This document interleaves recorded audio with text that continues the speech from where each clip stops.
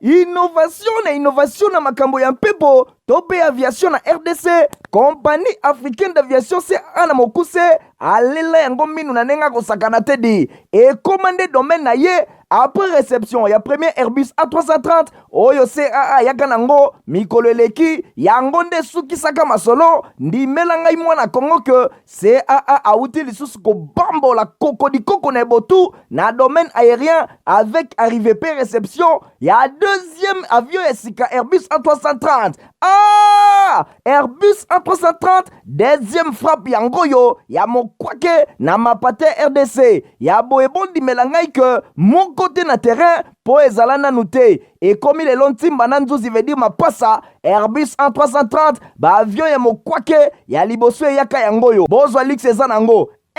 net sokyo matio kitana ote po confort nango ezana ba angle nyonso kobana na bakiti na couloir na first class na classe économique et bongo bozo ya mibale yango yo nyonso ezana excellence pe noblesse moko hors pair boye bape bosimba que Airbus A330 eza ba marque ba avion oyo bomodaka na international ba compagnie aérienne de renom pe crédible nde basalelaka yango bokokuta yango na bamboka lokola Allemagne veut dire na Machaft pe ba pays européen belé kutu batu ya bafaire pe mingi ya minene na monde mingi basalelaka yango pona kitoko pe bopeto na luxe na yango surtout mécanisme ya sécurité eza nango chaque siège ndenge kaka boza komona eza na mwa mini télé oyo kotalela ba film ennui, fatigue, okotika la koyoka yango te USB na pointe pour na chargement ba téléphone tope ba utilité mosusu Airbus A330 ya mibale ya CAA et combien eza na deux classes first class pour na bino ba grand monsieur na ba grande dame pe ba personnalité misusu ebele avec 36 sièges classe économique pe ezali pona bino bosalaka bafaire pe bato nyonso ba amoureux ba voyage avec 267 sièges mokoka sala voyage dans ba meilleures conditions ndenge nanu ezala te avec Airbus A330 ya mibale ya CAA avion ya sika oyo uti kokoma ekwei deja na mabele timba na nzuzi lelo mibale moko te na Congo bana Congo pe bapaya basepeli. Ah oui, CAA mfumu na ba innovation deuxième avion Airbus A330 yango ekomi. Mardi elamu na mabota na bino tebe tebozaka ebele libosa ba poste téléviseur na bino pona kolanda info lingala journal ya pepe pona pepe tikete to fungola basango na biso ya mardi 11 juillet na primature wa pepa premier ministre Jean-Michel Sama Lukonde a président qui lundi 10 juillet na Fleuve Congo hôtel cérémonie ya présentation officielle ya outil numérique ya suivi ya effectivité ya paye ya ba enseignant na terrain reportage Nadine Asuna. Premier ministre Jean-Michel Sama Lukonde Kenge a présidé lundi 10 juillet 2023 na Fleuve Congo hôtel cérémonie à présentation officielle et outil numérique et suivi à effectivité et paye à enseignants na terrain outil oyo est mis en place na direction nationale et contrôle et préparation et paye à maîtrise et effectif et enseignants et personnel administratif et établissement scolaire d'Inakop na mukuse na supervision et ministère et enseignement primaire secondaire et technique et PST pour na ko assurer ma mission il y a reprise, il y a ba dénomination, il y a direction ou il chef, il y a gouvernement. Na discours na a souligné que le gouvernement a accordé attention mon comme cas super prioritaire na programme il y a gratuité et enseignement de base. Na tinawana ezali bongo na satisfaction que chef il y a gouvernement alandaki présentation il y a outils, il y a effectivité, il y a paye, il y a salaire, il y a enseignant. Il y a des sur le fonctionnement où il y a des écoles primaires publiques, il y a des bureaux, il y a gestionnaire, il y a ministère, il y a enseignement primaire, secondaire, et technique. Natina Wana, chef du gouvernement Jean-Michel Sama Lukonde Kenge, a 5 intervenants où il y a impliqué particulièrement, où il y a impliqué na paye enseignants, il y a soutenir initiative où il y a 5 qui payent opérateur, il y a paye, il y a sala des formes pour améliorer la qualité de service na bango. Le premier ministre a fait ça qui instruction et pas yabana oyo bazali avenir ya mboka et sengeli vraiment nyonso eye bana koleka na ndenge ya malamu alobi asengi na comité ya suivi ya paye ya ba agent pe ba fonctionnaire ya l'état baye bana kosala usage kakate ya outil oyo ya supervision ya ministère ya finance pe en collaboration na ministère ya EPST melisusu baye bana ko s'inspirer na suivi ya effectivité ya paye ya ba agent mususu ya l'état na tina wana azali kokanisa ke nyonso ezali kosalema malamu pona ba policier ba militaire asengi pe lisusu ba intervenant ba bana kopesa ba contribution na bango pona perfectionnement ya musala oyo na supervision ya ministère ya enseignement primaire secondaire pe technique nde asengi na bactère nyonso ya secteur ya éducation en général pe ba opérateur pédagogique ngo ba partenaire nyonso ba partenaire technique financier ou baza na sous secteur ya EPST ba yeba na ko soutenir makambo oyo na appui na bango na ba initiative oyo ekovise pour améliorer Moussala et yebana kosalema. Kasine Bandeli, Premier ministre ya EPST, Tony Mwaba, bango nyonso batelisaki essentiel ya Moussala oyo et salemaki na dunakop oyo ezali bena ko préparer paye to salaire ya ba enseignant, paye ba frais nyonso ya fonctionnement oyo et kosengama na ba école publique Moussala oyo et salemi avec compétence yango et koki kozala mesurer na ngambo mosusu pa ba enseignant oyo bazali ko toucher ba salaire na bango pe na ngambo mosusu ba établissement scolaire oyo bazali kozwa ba frais ya fonctionnement na ba meilleur délai ndenge ba difficulté et kozala ebelete. Ba avocat ya République démocratique du Congo ba commémora ki journée ya barreau lundi 10 juillet na salon Congo ya hôtel Pullman témoin ya événement héritier Mapindemi Igor Tingi. Na cadre ya deux journées ya barreau na République démocratique du Congo oyo ba avocat nyonso basanganaki po na kosala ba réflexion par rapport ya mosala ndenge ezali kotambola na tina wana nde barreau ya République démocratique du Congo ba honoraki premier bâtonnier ya République démocratique du Congo maître Honorius Kisimbangoy ndalewe na misala kitoko pe ya malamu oyo ye asalaki na ba service nyonso oyo arandaki na mboka na ye République démocratique du Congo na tina wana nyonso ebandaki na descente na cimetière ya Gombe epai wapi ba ami ba connaissance pe ba yeba ni nyonso balekaki pona ko déposer ba gerbe de fleurs libota e kambamaki epai ya maître mage Kisimbangoy elongo na bandeko nyonso bayaki pona ko déposer ba gerbe de fleurs 15 ans après liwana ye moto nyonso azali ko kanisa ye na oyo ye azalaka pe na oyo ye asalaki sur place maître mage Kisimbangoy elongo na petite sœur na ye Ono Kisimba ba pesaki ba précision barreau ya RDC na barreau ya Kinshasa Gombe na Matete basepelaki kokanisa pe kopesa lokumu na bâtonnier Honorius Kisimbangoy po azalaka bâtonnier ya yango na République démocratique du Congo baye awa kodepose gerbe de fleurs pe bareconnaître misala ya sala na rôle ya joie na kati ya barreau na biso lelo libuta na biso ezalaki honore makasi na komona ke na mosala oyo ya malamu ya kitoko papa na biso abandaki kosala papa Honorius Kisimbangoy abandaki kosala lelo bandeko na ye balingami na ye ordre national ya barreau ya Gombe baye kohonore ye na date oyo ya lelo akufa ça fait lelo 15 ans akufaka le 6 juin 2008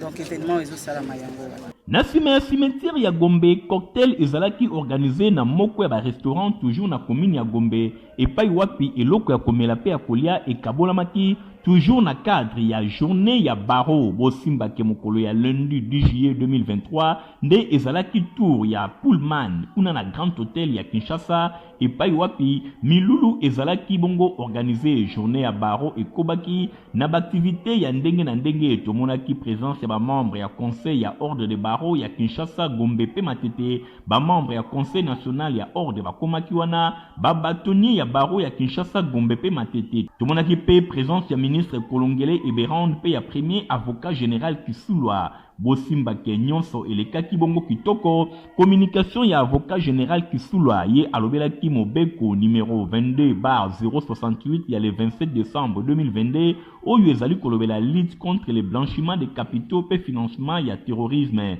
na ngambo mosusu eloko ya motuya ezalaki remise ya médaille epai ya famille ya bâtonnier Honorius Kisimbangoy na titre posthume pe communication esalemaki nyonso wana médaille epesamaki epai ya maître mage Kisimbangoy oyo a représentaki famille na esengo nyonso azwaki médaille par rapport ya misala kitoko oyo maître Honorius Kisimbangoy ndalewe asalaki à titre posthume médaille epesami.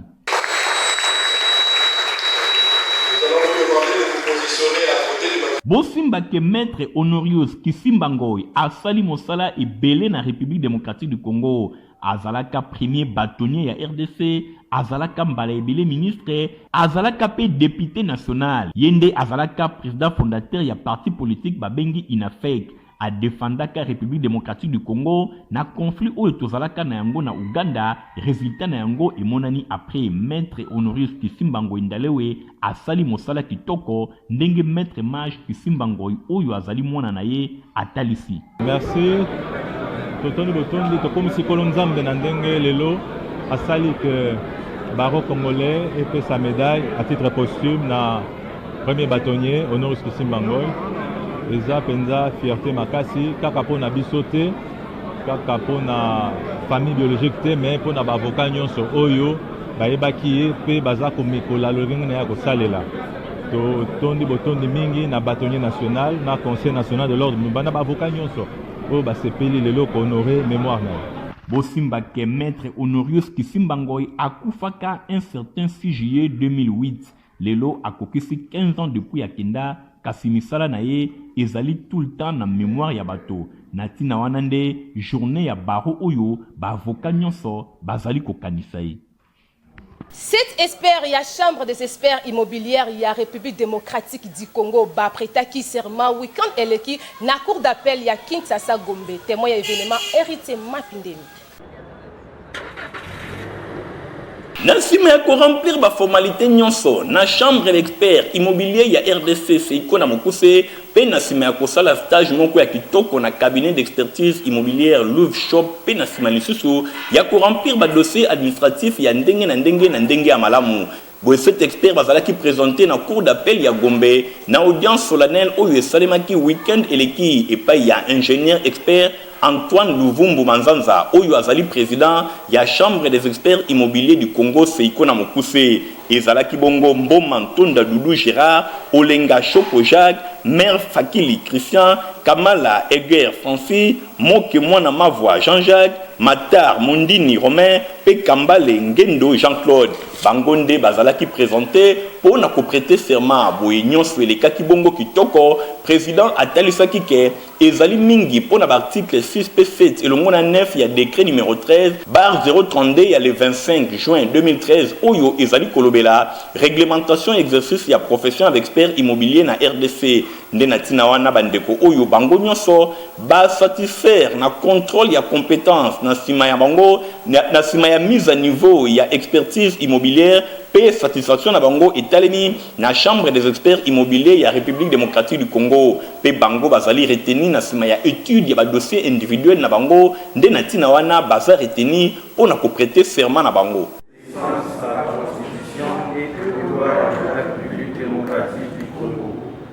De remplir fidèlement en âme et conscience les missions qui me seront confiées en qualité d'expert immobilier. Nasima ya prestation ya serment basinyaki pe ba document administratif nyonso esengeli bosimba ke chambre des experts immobiliers ezali bongo organisation oyo ezali kosangisa ensemble ba professionnels et évaluation expertise immobilière bango basalaki évaluation tout expertise immobilière opinion oyo ezali motivé na valeur ya immeuble pona likambo songolo pe na date songolo pe moto moko te akoki kosala mosala ya expert immobilier to pe komema titre na yango soki amikotisité na registre ya chambre des experts immobiliers ya République démocratique du Congo. Na masolo ya politique esengeli te bosimba parti politique babengi génération 4 oye kambamaka na président national Gaston Fumu apresentaki weekend eleki ba candidat na bango pona 4 districts ya Kinshasa pona oye taliba élection ya députation nationale nyonso elekaki na place Umika na commune ya Kalamu. Héritier Mapinde Fabrice Lundombi reportage. Weekend eleki eyindaki makasi na activité ya parti politique babengi génération 4 oyo ekambamaka na président national Gaston Fumu Chamba bosimba ke maître Guy Mafuta Makasa oyo azali leader ya district ya Changu yepe azalaki présent na rendez-vous kasi abandaki na carnaval moko ya kafu na Prince Kasavubu epai wapi amobilisaki batu na ndenge ya kosakana te po baya ko répondre na rendez-vous ya place Imka na commune ya Kalamu bosimba ke maître Guy Mafuta Makasa ye azali bongo mwana ya Tchangu oyo bazali kobenga les vrais leaders ya Tchangu mabele mame azwaki foule na ye nyonso rendez-vous na place Imka epai wapi bango nyonso ba se retrouvaki kuna nyonso ebandaki na mode de circonstance ya secrétaire général ya parti Mama Cécile Mwando oyo asengaki unité alobi na population babo ya tribalisme bateleme na kidnapping pe bango nyonso ba soutenir chef de l'état Félix Antoine Tshisekedi Tshilombo pour na kopesa ye deuxième mandat na sima eyaki présentation ya ba candidat oyo ya parti politique babengi génération 4 pour na district ya Funa Moamba Lukunga pe Tchangu bautaki pe ba province ya République démocratique du Congo bayaki na Kinshasa bango pe bazalaki présenté parmi ba candidats bazalaki présenté et Sengeli Bosimba maître Mafuta Makasa Guy oyo bazali kobenga ye valeur ajoutée mwana Tchangu ya solo yende le vrai leader yepe azalaki présenté bongo tango ba présentaki ye ezalaki opesimbwa mbwa aboyi maître Guy Mafuta Makasa atalisi penzake azali ko drainer foule ya ndenge ya kosakana te yende véritable mwana ya Tchangu mabele mame ndenge bino moko bozali komona bosimba ke parti politique babengi génération 4 oyo ezali ko kambama na Gaston Fumu Tchamba bango bazali ko prôner unité entre ba congolais ozala muluba mungala mukongo tope muswahili basengi bondeko epai ya ba congolais nyonso bazala toujours unis. Na masolo ya religion esengeli te bosimba Congo pour Christ CPC na mukuse elongo na évangéliste international Jean-Oscar Kizamina bazali kolengela campagne d'évangélisation na stade de Martyr na Kinshasa kobanda vendredi 18 août ti dimanche 20 août 2023 et kozala bongo lo sambo pona mboka pe mabota bolanda ba détail na yango. Kinshasa CPC Malembe Congo pour Christ, une grande campagne d'évangélisation et de guérison miracle au stade de Martyr du vendredi 18, samedi 19 et dimanche 20 août 2023 à 12h. N'oubliez pas, conférence de pasteurs. Le pasteur de tout Kinshasa, du 15 au 17, conférence de pasteurs sur croisement des avenues Kimwenza et Kapela. Référence Maître Toro, numéro 8. Maman, papa, frère, sœur, congolais, congolaises, ne manquez pas à ce grand rendez-vous. 3 jours seulement, si ton Dieu est mort, et c'est le mien, Malembe. Avec l'homme des dieux, l'homme de feu, fire. Wow. L'évangéliste international Jean-Oscar Kizamina Kibila nous invite tous à participer au rendez-vous spirituel Réveil à Kinshasa. Pendant 3 jours, Banawewa, chauffeur à taxibus, Malembe. Direction Stade de Martyr, CPC, Congo pour Christ. Ne manquez pas ce grand rendez-vous du vendredi 18, samedi 19 et dimanche 20 août 2023 à 12h. CPC, Malembe. Wow.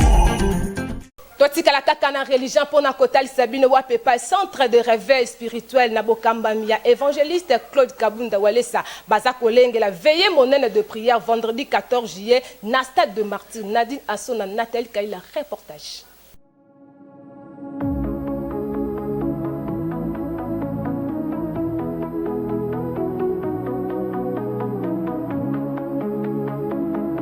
Shalom, shalom, bana nazambe, zamba pa bolabino. Ezali kaka évangéliste Claude Kabunda Walesa na yewana pona konakisa problème tozalango. Il y a stade de Martyr le 14 juillet. Ezali veilleux de prière. Oyo bisonyo sotokozala. Église, ba païen, tout le monde tokozala wana pona komatisa Jésus-Christ. Oya zali bannière na biso ya victoire. Pona nini tozokende komatisa ye comme bannière de notre victoire. Pourtant il y a triomphé qui na Golgotha. A triomphé, a dépouillé Satan. Nzambe akamati na mokanda Ephésiens 1. Soki botangi mokanda Ephésiens 1 verset 20. Tozo kreti 23e verset. Bokomo nete Nzambe akamati Jésus-Christ atie na loboko na ya mobali. Et atie au-dessus de toute dignité, force, puissance, autorité. Nyoso a telemi likolo. Et puis anyatia ngona makolo na ye. Et puis, Ayeko Kamatango a pensé comme chef suprême église. Le Kola y a sali tête de l'église. Donc, manifestation puissance na yena sabokili. Tozo mone la mon église. Église désolée sa puissance, force, il y a Jésus-Christ. À partir, il y a Zalikolo. Mais nous devons représenter Jésus-Christ dans sa mokili. Donc, nous avons dit que Salemaki dans Bouchimai. Dans Bouchimai, il y a le Salemaki. Nous avons en déplacement, période de moko. Nous avons kuti. Ba pasteur rebelle, ba mikangi, ba antikan sonda. Église tozana makasi tokoko tika te sata, azana kachoko boto na mboka, ba kende kuinise bana na kacha classe, ba kende kuinise bana na ba université, bazo sala ba match, bazo benga banganga, nde bazo sala ba kisi. Mutu atasuka sana na ba joyi na motema mabe. Il faut totene mato évangéliser, mitema mabe sila. Bando ki batika kindoki banganga ba bwaka ba kisi. Église et qu'on va défendre le Pemboka. L'église est tellement. Donc on va égliser, tellement qui va défendre le Boka. Il y a un moment dans ce tout le monde dans le stade de martyrs. Le 14 juillet, tout dans le stade de martyrs, pour qu'on neutralise Kindoki. Motema Mabé, malédiction, pauvreté, pas péché. Tout le monde va changer. Bandi magasin qui s'est sommé, un Seigneur. Dotika bongo masolo etali religion to kota bongo masolo etali enseignement wapepa itemat ndolo istaba fongoli ba bureau na bango pona ba inscription ya année scolaire 2023-2024 inscription ezali bongo gratuit. Stéphania Kande, Michael Bristoto, reportage. Pour assurer éducation ya mwana ne garantir malonga moboti nyonso alengelaka yogelenge lokoyo Institut technique de météorologie aviation et télécommunication itemat ndolo na mokuse afongoli porte na ba inscription oyo eza koselema ofele veut dire gratuite pour l'année scolaire 2023-2024 du 15 juin au 6 juillet 2023 les cacao ont déjà formulaire na yo kitoko pe okomisa mwana na yo kobanda na classe ya 7e ti na 6e des humanités bana nyonso oyo basilisi primaire itemat ndolo eza kozela bino moboti kozela te kuna basection eza ebele aviation civile électricité générale mécanique générale pe électronique oyo bokozwa na kati 3 options mokoka lokola radio transmission commutation pe électronique industrielle mwana ye moko kaka sala choix na ye formation de affaires ya itemat oyo esalaka ke soki mwana asilisi awa akoki komonte misala na ye moko kitoko to akoki déjà kotravailler na entreprise en tant que vrai technicien baprofesseur awa kale na ndenge ya nyama welisa inscription eza ofele du 15 juin au 6 juillet premier test d'admission ekozala bongo le 8 juillet 2023 na ba 7h okanisi esili tintin itemat ekanisi bino bato oyo bolingaka kokubisa formation pratique na technique osilisa na yo déjà classe kala kasi olingi renforcer pratique na yo kitoko batieli bino centre de formation à courte durée na badomaine oyo électricité automobile installation des centres solaires oyekola ndenge nini bainstallaka bapanneau solaire ata oza na baprovince mosika masolo awa eza kofungama kitoko koyekola kitoko informatique théorie na pratique nyonso ezali avec balabo na bango moko ekuba na pointe esili te réseau et maintenance électronique awa bokoyekola rebobinage système embarqué vidéosurveillance bacours ya anglais mpe eza kopesama yoka baformation eza kopesama du lundi au vendredi de 17h à 20h pe samedi de 10h à 20h tango ya koyekola pe okoma utile na société eleki nanu te bolekaka deja na babiro ya itemat ndolo oyo esomi na kati ya istandolo avenue aérodrome numéro 3930 quartier ndolo na commune ya barumbu itemat ndolo mfumu ya formation technique.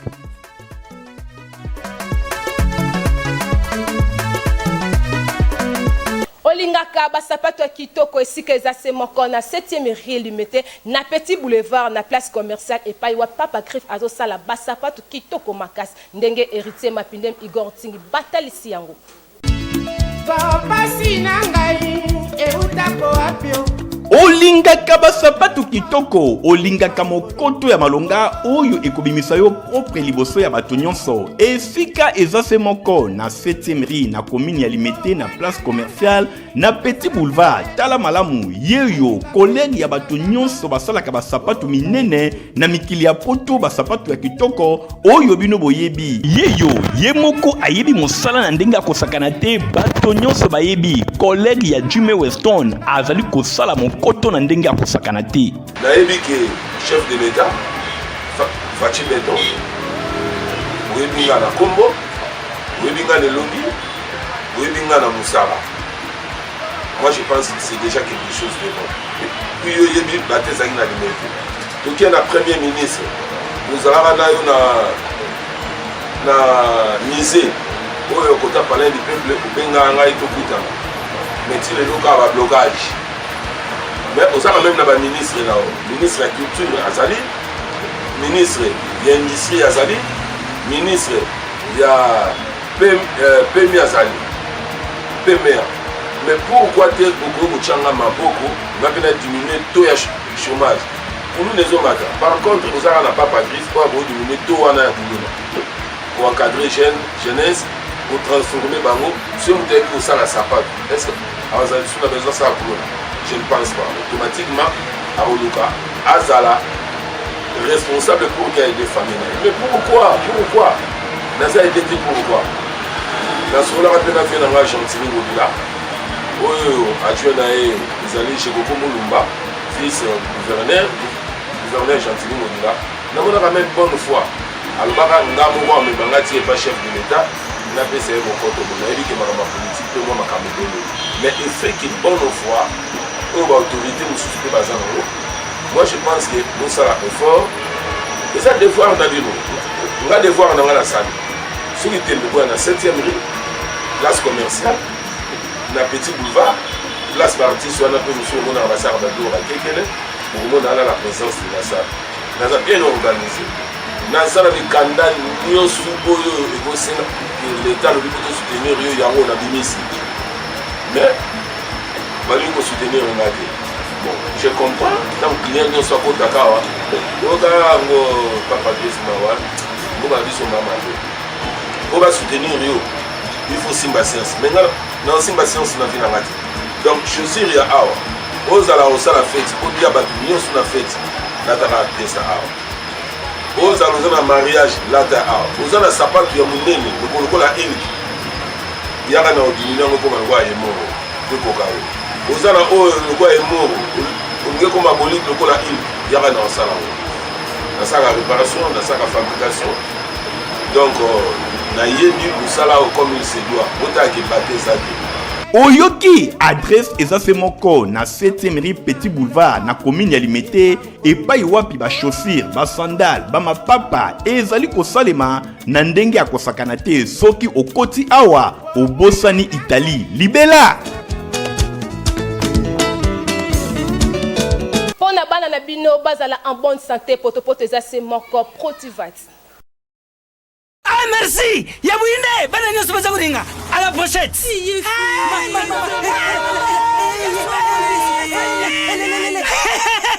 Vous allez quoi demain? Protivat et tonne la protéine et énergie. Ah papa merci pour les pour les enfants. Eh Bino, bote la baonine. Bote ma bodona Bino. Mama kansa bomba bonga. Pona bana na yo bakumarukura bana oyo. Faut laisser kabango poto Protivat. Et ça va pota te. Allez, kamata. Bon appétit. Bana nyeso ba yaka Protivat. Ah ba sisi kulia ya bango Protivat. Ba bandi ba dansi na bango ya ba bébé pro. Tala. Ba yango. Chata kitoko ntoto makachi. Tukana mbimbi. Oyo tukana mbimbi. Makusa Protivat poto kitoko pona ba bébé pro. Bozala ki ebele pona kolanda info lingala journal ya pepe pona pepe soki bo sepela ki nango bo pesa merci mingi na Ladi Land ozala ki bongo nasima ya caméra concours rédactionnel et simbamaki na Nadine Asona montage et simbamaki na Fabrice Lundombe pe Christian Kengebeni info lingala ezala ka supervisé et pa ya héritier mapinde mingana bino to kutane mikolo ezali ko ya au revoir. Innovation na makambo ya mpepo to pe aviation na RDC compagnie africaine d'aviation se ana mokuse alela yango minu na nenga kosakana te di ekomande domaine na ye après réception ya premier Airbus A330 oyo CAA yaka nango mikolo eleki yango nde sukisaka masolo ndimela ngai mwana Kongo ke CAA auti lisusu kobambola kokodikoko na ebotu na domaine aérien avec arrivée pe réception ya deuxième avion esika Airbus A330. Airbus A330 deuxième frappe yango yo ya mokwake na mapate RDC ya boyebon ndimela ngai ke mon côté na terrain po ezala nanu te ekomi lelo ntimba na nzuzi veut dire mapasa Airbus A330 ba avion ya mokwake ya liboso eyaka yango yo bozwa lix eza nango neti soki omati okita na yo te po confort nango eza na baangle nyonso kobanda na bakiti na couloir na first class na classe économique ebongo bozwa ya mibale yango yo nyonso eza na excellence pe noblesse moko hors pair boyeba pe bosimba ke Airbus A330 eza bamarke ya baavion oyo bomonaka na international bacompagnie aérienne de renom pe crédible nde basalelaka yango bokokuta yango na bamboka lokola Allemagne veut dire na Machaft pe bapays européen ebele kutu bato ya baaffaire pe mingi ya minene na monde mingi basalelaka yango mpo na kitoko mpe bopeto na luxe na yango surtout mécanisme ya sécurité eza nango chaque siège ndenge kaka boza komona eza na mwa mini tele oyo kotalela bafilme ennui, fatigue, okotikala koyoka yango te USB na pointe pour na chargement ba téléphone tope ba utilité mosusu Airbus A330 ya mibale ya CAA ekomi eza na deux classes first class pour na bino ba grand monsieur na ba grande dame pe ba personnalité misusu ebele avec 36 sièges classe économique pe ezali pour na bino bosalaka baaffaire pe bato nyonso ba amoureux ba voyage avec 267 sièges mokoka sala voyage dans ba meilleures conditions ndenge nanu ezala te avec Airbus A330 ya mibale ya CAA avion ya sika oyo euti kokoma ekwei deja na mabele timba na nzuzi lelo mibale moko te na Congo bana Congo pe bapaya basepeli oui CAA mfumu na ba innovation deuxième avion Airbus A330 yango ekomi